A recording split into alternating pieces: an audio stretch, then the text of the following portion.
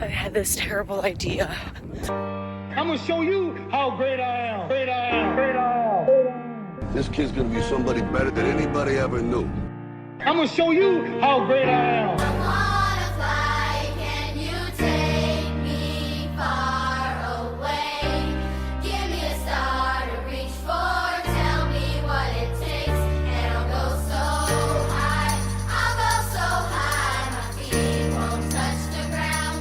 Just hitch my wings and pull the strings. I got these dreams that all fall.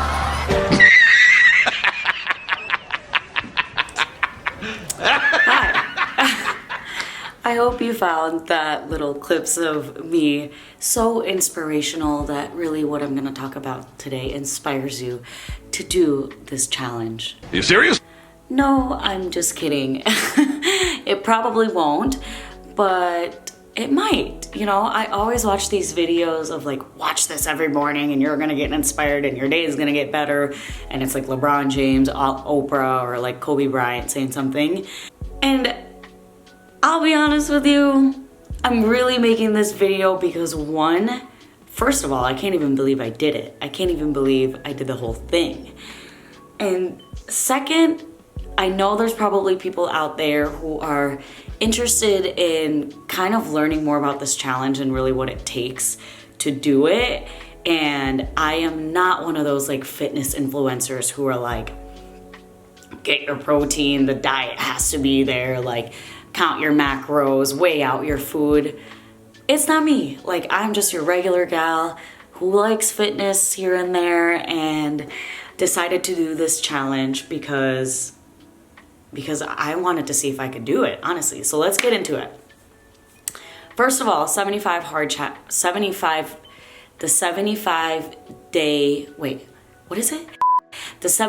hard challenge consists of 5 things: a gallon of water every day, a progress picture taken every day, 2 workouts a day, each 45 minutes, one has to be outside, read 10 pages of non-fictional self-development book, and no alcohol, no cheat meals. Now, first, before doing this challenge, I really wanted to make sure I was doing it right. So I had to listen to the man himself, Andy Frisella, listen to the podcast and figure out what the hell are the rules, man. And let me tell you what, I'm really not a fan of the guy. I don't know why. This was the only podcast I listened to from him, so he could be different. But let me just show you what I'm talking about.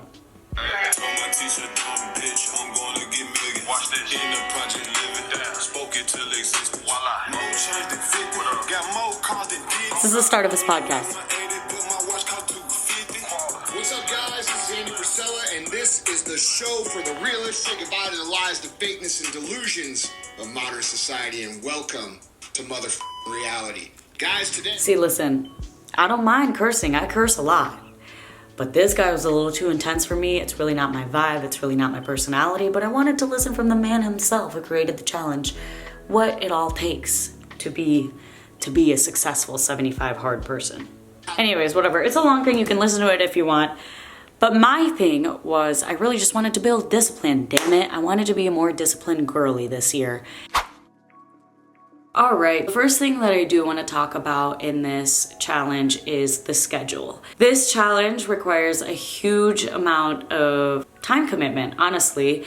But once you figure out your schedule, it really becomes that much easier to make this a new lifestyle for yourself and the new habits that you have. So how my schedule worked out, I have an 8 to 5 job. During the weekdays, it worked out perfectly. Monday and Fridays, I'd wake up at 5 a.m., do one workout before work. Usually Monday, Wednesday, Fridays are my lifting days, so I would do the gym and then do the other workout after work. Really, this worked out well in my favor because it helped me even for my work of being in a better mood, being a little bit more creative. Now, after work, I would do my second workout. I would come back to my place, eat dinner, shower, get ready for bed, and then talk to my boyfriend for a while, and then usually read. I try to go to bed by like 8:39 so that I could wake up at 5 and try to get that full 5 hours of sleep. Now, that timeline doesn't really leave a lot of room for like free time. I usually try to hang out more with like volleyball. I would do a lot of that, but I didn't have that much time to do so, which worked out perfectly. Honestly, in the winter time, there's not as much volleyball. There wasn't really a lot of things I missed out on socially. There's not a lot of people going out.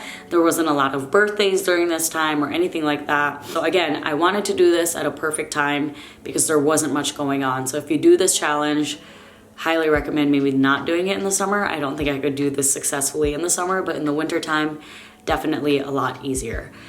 Once you figure out your schedule, you figure out how much easier it is because everything else gets incorporated throughout the timeline that you do have. Now on the weekends, it is a lot tougher. My schedule kind of got out of whack because I would visit my boyfriend.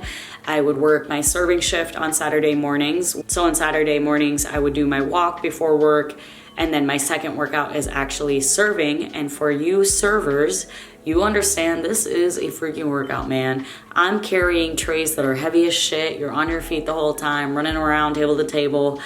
Like, I mean, you're constantly moving. So I thought that was valid for me to count that as a workout because it is a workout. I'd have my watch on me sometimes and I'm burning calories, man. I'm burning calories. My steps are in. I counted it good, but it does look a little bit different on the weekends, especially because it throws me off my schedule, but I tried to follow the same guidelines. And then on Sundays, that would be my grocery shopping and meal prep days for the week. Yeah, I pretty much just follow that same kind of guideline throughout 75 days. It does look a little bit different. Some days I had to be a little bit more flexible on. And I mean, the last week really kicked my ass. So that looked a little bit different, but still we're able to get things done. Highly recommend figuring out a time schedule that would work for you in order for you to do the challenge. Once you figure that out, it makes everything so much easier, and try to stick to it as much as you can so that it makes you want, or I guess your brain just knows what to do next. And I don't know, I think that's how my brain works. Once I'm in a schedule, it's hard for me to deviate from it. And I committed to it. So a lot easier to keep track of everything you need to do if you're on a time crunch and on a schedule as well. So yeah, time schedule, that's really all I had for time scheduling. It's a huge time commitment. Now let's get into each rule themselves. The first rule is the gallon of water every day. And this bad boy is 32 ounces, and 4 of these make a gallon a day. I'm a really smart lady. I had to look that up. I don't know conversions, but this is my Owala, and it makes you look like a koala. And this was actually the easiest part of the challenge. Drinking a gallon of water every day was really not that hard, for me at least, because I just had the system down of between my first workout, I would drink 1 of these. Between my work hours of 8 to 5, I'd have 2 of those water bottles, and before I'd go to bed, I'd have 1. So I had a whole system going. Some days I'd drink way more than the 4 water bottles full. And some days I have to literally chug a water bottle full before going to bed, which sucks because then you have to wake up and pee in the middle of the night. But regardless, got that done. That's probably the easiest rule out of them all. Second is the progress picture. This was probably my least favorite rule because I hated looking at my body in this way. I hated doing it from the start because I've always loved my body, but I've never really paid attention to my body. Taking a picture every day focuses in on doing so. And so this is my first day picture. This is my last day picture. Ta-da! You can still see there's a noticeable difference, even just like with how toned I am, my body in general. But the first month, I would say, of the challenge, I did not like the way my body looked. It really held me accountable of how I looked. And it was almost a battle, truly, because I'm a pretty positive person when it comes to loving myself and my body, but it almost felt like there was a battle in my head of like, okay, you don't like the way you look, let's run harder, let's lift harder, let's watch where you're eating. Like, and I didn't really like that. Now I got over it after a while, but the first month, I really got in my head about my body. It really put like a microscope as to how I looked, which I never saw my body in the way that I did every day, taking these pictures. So I would say like that was probably my least favorite rule of the whole challenge, but that was also pretty easy because I have put that into my routine. Wake up at 5 a.m., make my bed, brush my teeth, put my contacts on, put my bathing suit on and the outfit I had, and I had a whole setup with my chair that would hold my phone up and take my picture on a timer. That one is, I mean, fairly easy to do. You just gotta remember to do it and just keep doing it at the same time so that you don't forget it. It's like a birth control pill, honestly. Wake up and just get it over with. So that wasn't that hard of a challenge, but really that was probably the one I disliked the most, and I'm excited to discontinue it after this challenge. Although, however, the progress throughout the challenge, it was nice to look back on. My body now is the best that it's ever been over the years. And I've always lifted, I've always been honestly pretty physically active, but regardless, probably the one I dislike the most. Third rule is 2 workouts a day, one has to be outside, 45 minutes each. Again, like I said earlier, this worked out in my favor. I already had a pretty set lifting schedule prior to this challenge. Monday, Wednesday, Fridays, I would do my lifting days. Usually Monday is leg day, Wednesday is upper body, Friday is another leg day. So I always had those in my schedule. It kind of worked out perfectly that way. So really adding in a walk outside was the hardest part, I would say.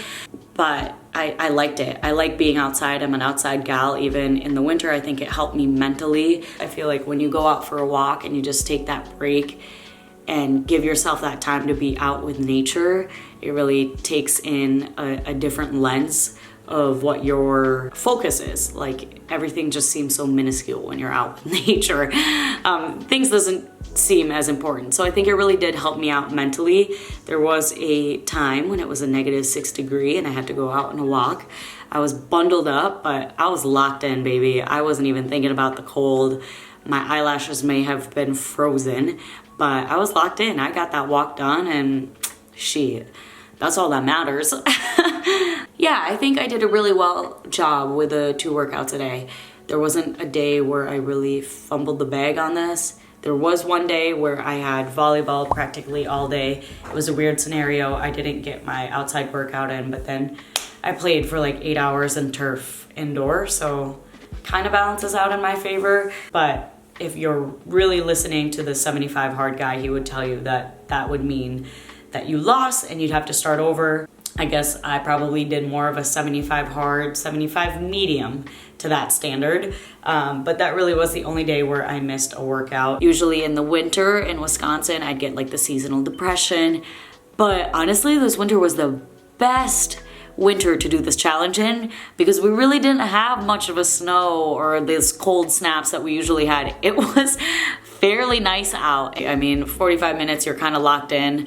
I listened to my podcast. I listened to a lot of podcasts, and they were great podcasts.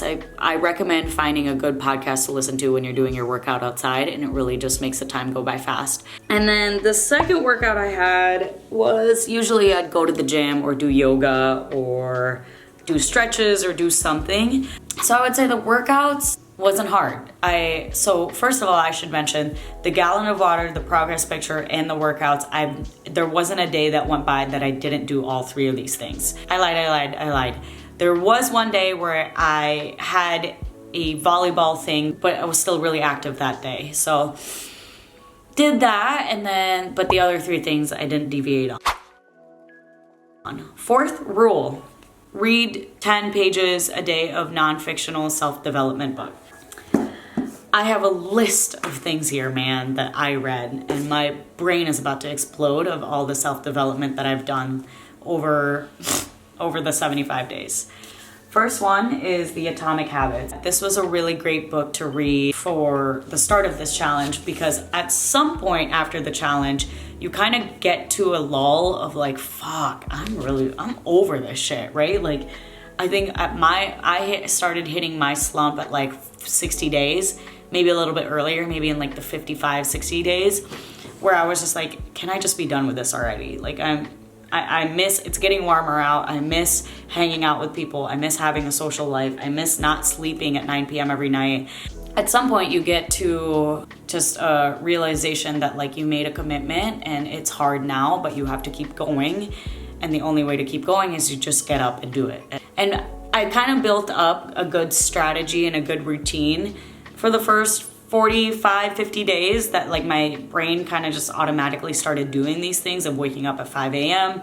and like my body just knew what to do. So even if I didn't want to do it, all I had to do again was win that mental battle and that inner voice in my head telling me that I could go back to sleep. At the last, I guess, quarter of this challenge, really that was more of the battle, was the mental battle and like trying to battle my inner voice. And that was really it. Once I won that, once I brushed my teeth, I realized like everything else will follow suit. It's just the hardest battle I had to win every morning after a while. Second book I read, 12-Week Year. Now this is also really good. However, I haven't practiced it yet. So, but really good book, really tells you like, you know, how to accomplish things in 12 weeks. So instead of seeing them in a year, in seeing your goals in a year span, you see it in 12 weeks, which I thought was very relevant to the 75 hard, because there's strict goals and measures that I had to accomplish every day for a certain amount of time. For this period of 75 days, that's about a 12-week year, I would say. So yeah, really good book. Third book, you better fucking know it. We're Getting Rich. Rich Dad, Poor Dad. I'm actually still working on the book here. But that's also a really good book. Financial literacy, I don't really have much of, so great start for me. I've been seeing it everywhere and figured why not. So my book reading was usually right before bed, or sometimes I'd read during lunch at work. It really just depended, but those were the two times that I would do them in. The no alcohol and no cheat meal. This was the 5th rule. No alcohol. I am 75 days sober. Not a single sip of alcohol. I'm taking a pause there because that's a huge accomplishment for me. For people that may or may not know me, I mean, the vlog before this was literally my New Year's Eve vlog. 75 days of no alcohol, babes. That's unheard of for me. That's unheard of in the state that I live in. That's unheard of in general, point blank, period. I have never felt better. My body's never felt better. I mean, I really didn't think I could do it, but the no alcohol thing was pretty easy. I was shocked. Even like I would go to some happy hours that we had at work and I'd just be like, I'll just have a water. I mean, did I want a Moscow Mule or a martini or a margarita here and there? Of course. But didn't cave to my cravings, and I'm really proud of that. I'm really proud of being 75 days sober. Now, the no cheat meals, let me tell you, this is the one where I'm like, I was really more soft on this rule.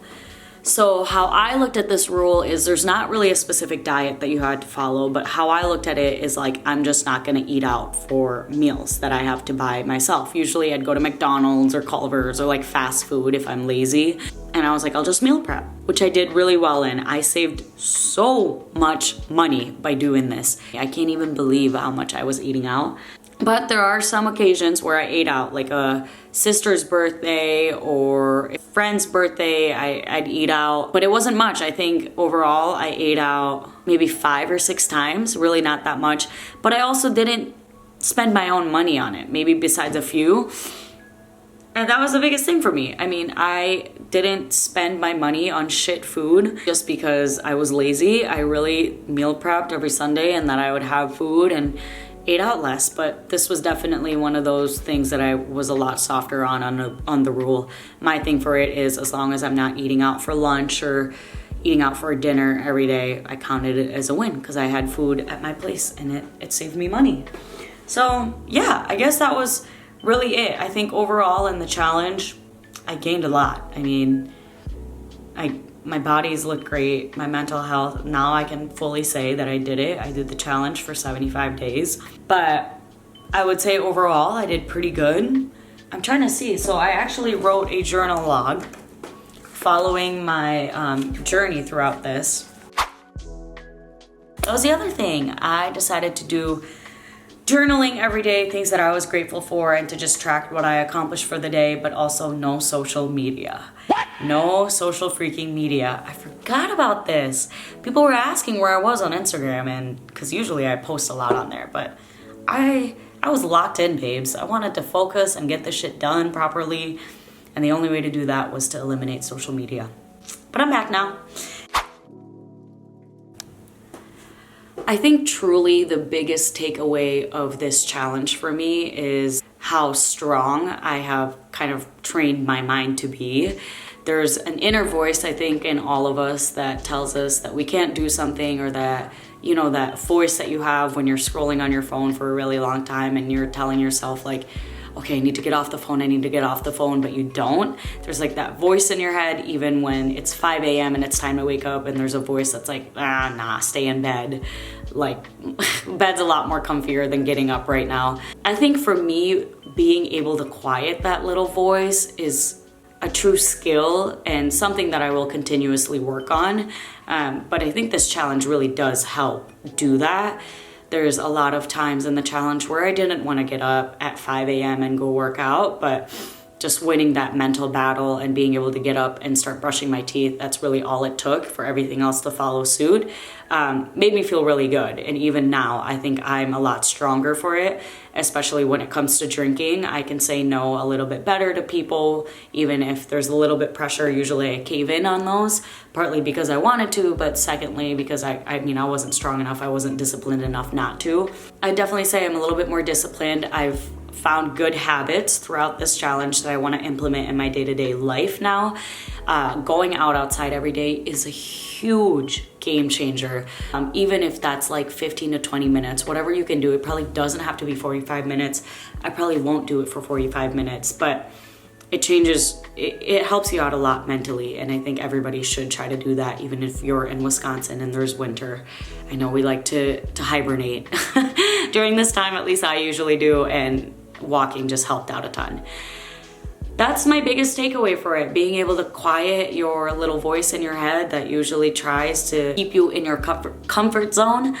I like to get myself out of my comfort zone. It's the reason I decided to go in the field that I'm in. It's the reason I decided to jump out of a freaking plane. I don't know, being outside of my comfort zone practices that skill to quiet my inner voice that typically tells me to stay in bed or stay on my phone. So I'm excited, but I'm excited to get back on with the world, get back on with my life, be back on social media, maybe a little bit more balance, we'll see.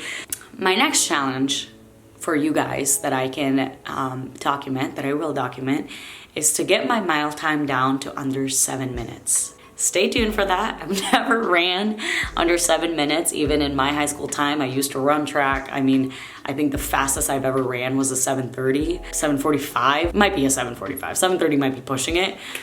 But we'll see. That's my next physical goal, and I will keep you in track. I hope you enjoy. And if you decide to do this challenge, hit me up, let me know, ask me questions. I did it, you can do it, anybody can do it, truly. I believe in you. Peace and blessing, babes.